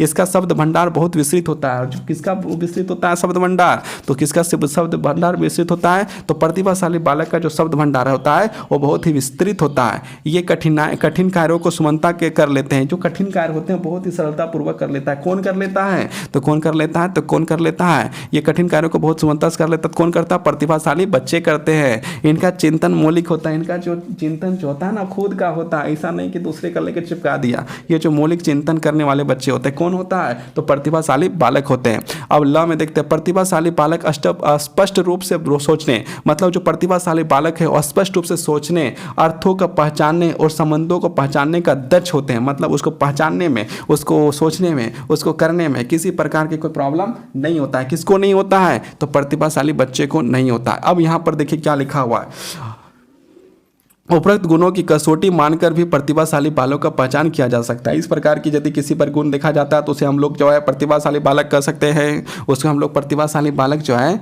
कह सकते हैं। अब जो है प्रतिभाशाली बालक की दिशाएं, प्रतिभाशाली बालक की जो दिशाएं क्या है वो थोड़ा सा देख लेते हैं। प्रतिभाशाली बालक को किस प्रकार की शिक्षा दी जानी चाहिए, इसका उत्तर देते हुए विघस्ट ने अपनी पुस्तक a survey of the education of gifted childrens में लिखा है, प्रतिभाशाली बालकों के लिए शिक्षा का सफल कार्यक्रम वही हो सकता है जिसका उद्देश्य उसकी विभिन्न योग्यताओं का विकास करना है। मतलब ये जो एक पुस्तक है जिसमें वो लिखते हैं a survey of the education of gifted children में लिखा है, प्रतिभाशाली बालक के लिए शिक्षा का सफल कार्यक्रम वही हो सकता है जिसका उद्देश्य उसके विभिन्न योग्यताओं को विकास, मतलब उसकी जो योग्यताएं जो है उसके विकास के लिए होना चाहिए। किसी भी बच्चे के जो है विकास के लिए ही जो है कि उसकी शिक्षा देना चाहिए, उसका जो विकास करे योग्यताओं का। इस कथन के अनुसार प्रतिभाशाली बालक की शिक्षा का कार्यक्रम इस प्रकार होना चाहिए। मतलब जो प्रतिभाशाली बालक है उसका शिक्षा किस प्रकार मिलना चाहिए यहाँ पर लिखा हुआ है। तो हम लोग यहाँ देखते हैं पॉइंट नंबर 1 में देखते हैं। पॉइंट नंबर 1 में क्या लिखा है? समान रूप से कक्षानुत्रित।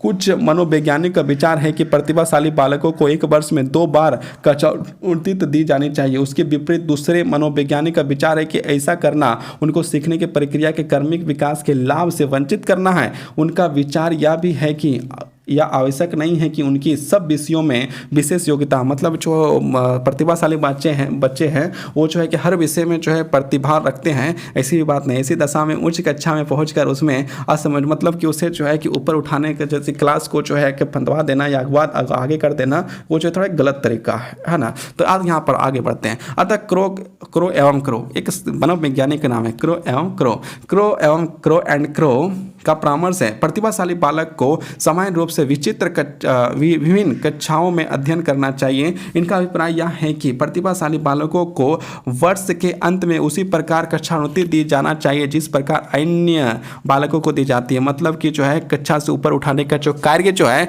उसी प्रकार करना चाहिए जो सामान्य बालकों को जो है किया जाता है। पॉइंट नंबर 2, विशेष व विस्तृत पाठ्यक्रम। एक वर्ष में 2 बार उन्नत देने के बजाय प्रतिभाशाली बालक के लिए विशेष और मतलब कि जो है ऊपर उठा देने से अच्छा है उस बच्चे को ऊपर उठा देना जल्दी से अच्छा है कि मतलब क्लास जैसे 2 में है और 3 में कर देना, 3 है तो 4 में कर देना। इससे अच्छा है कि एक व्यापक उन्नति और प्रतिभाशाली बालकों को जो विस्तृत पाठ्यक्रम को दिया जाए, पाठ्यक्रम का निर्माण किया जाना चाहिए। इस पाठ्यक्रम में अधिक और कठिन विषय होने चाहिए ताकि वे अपनी विशेष योग्यताओं के कारण अधिक ज्ञान का अर्जन कर सके। मतलब अपनी योग्यताओं के कारण से उससे ज्ञान का अर्जन कर सके। प्रतिभाशाली बालकों का पाठ्यक्रम के संबंध में अपने विचार व्यक्त करते हुए सिकनर ने लिखा है इन बालकों का पाठ्यक्रम का निर्माण के लिए इस प्रकार किया जाना चाहिए जिससे उसकी मौखिक योग्यताएं, मतलब बोलने की योग्यताएं, मौखिक योग्यताएं, समान मानसिक योग्यताएं, मतलब समान मानसिक योग्यता है, मानसिक योग्यता है, तर्क चिंतन है,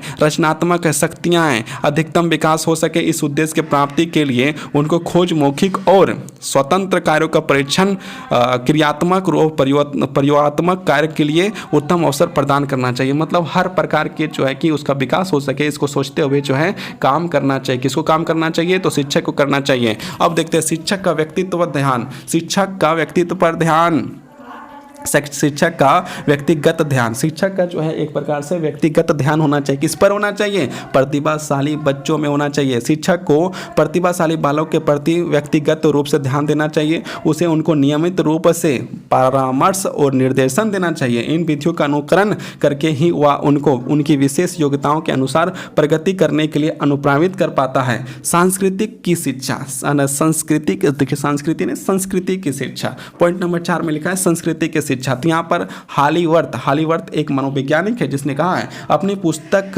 अपनी उसका पुस्तक है, और पुस्तक को आप देख लीजिए कौन सा पुस्तक में लिखा है कि प्रतिभाशाली बालक को अपनी संस्कृति के विकास की शिक्षा देनी चाहिए ताकि वे समाज से अपना उचित स्थान ग्रहण कर सके, और जो है कि समाज से एक अच्छा उचित स्थान ग्रहण कर सके। इसके लिए उसे जो है कि आप जो है कि प्रतिभाशाली बालक को जो है कि उसके संस्कृति का भी ज्ञान कराना चाहिए। अब हम लोग जो है कि पॉइंट नंबर 5 में जाते हैं, सामान्य बालकों के साथ शिक्षा। सामान्य बालकों के साथ शिक्षा, कुछ ऐसे मनोवैज्ञानिक का मत है कि प्रतिभाशाली बालकों को सामान्य बालकों से अलग विशिष्ट कक्षाओं और विशिष्ट विद्यालयों की शिक्षा देने चाहिए, मतलब अलग भी देना चाहिए और साथ में भी देना चाहिए। उनके मत में विरोध में दूसरे मनोवैज्ञानिक का तर्क है कि ऐसी कक्षाएं और विद्यालय प्रतिभाशाली बालकों को असमयोजन को दोषपूर्ण प्रवृत्ति संबल बनाते हैं। उन्हें इस प्रवृत्ति से मुक्त रखने के लिए उसमें संयोजन का गुण विकास करने के लिए आवश्यक है कि उनको सामान्य बालक के साथ ही शिक्षा प्रदान करना चाहिए। मतलब हर चीज़ से मुक्त रखने के लिए उसे जो है कि उसको जो है कि एक साथ ही शिक्षा देने में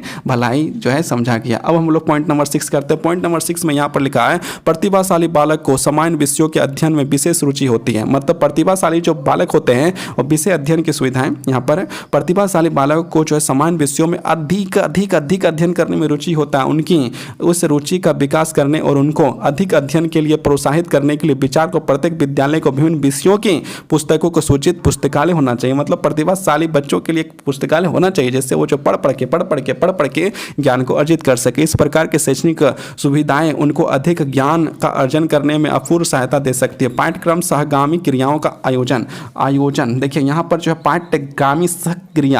पाठ्यक्रम सहगामी क्रियाओं का आयोजन। तो देखते हैं क्या होता है यहाँ पर। प्रतिभाशाली बालकों को रुचि का बाहुल होता है। उनकी त्रुटि केवल अध्ययन में ही नहीं हो सकती है। मतलब जो प्रतिभाशाली वो अलग अलग चीज़ों में भी त्रुटि कर सकता था। विद्यालय के अधिक से अधिक पाठ्यक्रम सहगामी क्रियाओं का उत्तम आयोजन करना चाहिए। अब हम लोग पॉइंट नंबर 8 देखते हैं, सामाजिक अनुभव के अवसर। प्रतिभाशाली बालकों को सामान्य बालकों की सामाजिक क्रियाओं का पृथक नहीं रखना चाहिए। इन क्रियाओं में भाग लेकर ही उनको सामाजिक अनुभव प्राप्त हो सकते हैं। ये अनुभव उनको निश्चित रूप से सामाजिक समायोजन करने में सहायता दे सकते हैं। इन अनुभवों का अभाव में असमाजित हो सकते हैं। क्रो एवं क्रो ने क्या कहा? क्रो एवं क्रो में लिखता है कि प्रतिभाशाली बालक को सामाजिक अनुभव प्राप्त करने के अवसर दिए जाने चाहिए ताकि सामाजिक अनुभव प्राप्त करने के अवसर दिए जाए ताकि देखिए यहाँ पर लिखा है सामाजिक अनुभव प्राप्त करने के अवसर दिए जाने चाहिए ताकि वह सामाजिक असमयोजन से अपनी रक्षा कर सके। मतलब गलत तरीकों से अपने गलत चीज़ों से जो है अपने आप को जो है आगे जाकर रक्षा कर सके शुरुआत से ही। इसलिए उसको जो है कि सारी बातों को जो है समझाना चाहिए, सारी चीज़ों को जो है कि बढ़ाना चाहिए। नृत्य के परीक्षण। क्रो एवं क्रो का कथन है कि क्योंकि हम प्रतिभाशाली बालक को नृत्य की आशा करते हैं। नृत्य करने की आशा मतलब वो जो आगे बढ़ेगा, लीडर बनेगा, लीड करेगा, कोई भी चीज़ को लीड करेगा। इसलिए उनको विशिष्ट परिस्थितियों का नेतृत्व का अवसर और परीक्षण देना चाहिए। मतलब परीक्षण भी देना चाहिए और लीड करने की भूमिका में भी आगे उसे जो है कि बढ़ने देना चाहिए। अब हम लोग जो है यहाँ पर जो है 10वां पॉइंट देखते हैं, व्यक्तिगत एवं विकास। सोफिन एक मनोवैज्ञानिक है। सेफिल जो है एक जो है मनोवैज्ञानिक है। उसने क्या लिखा अपने पुस्तक the gift of child in the regular classroom में लिखा है, प्रतिभाशाली बालक की शिक्षा का मुख्य उद्देश्य सदैव उनके व्यक्तित्व का पूर्ण विकास करना होगा।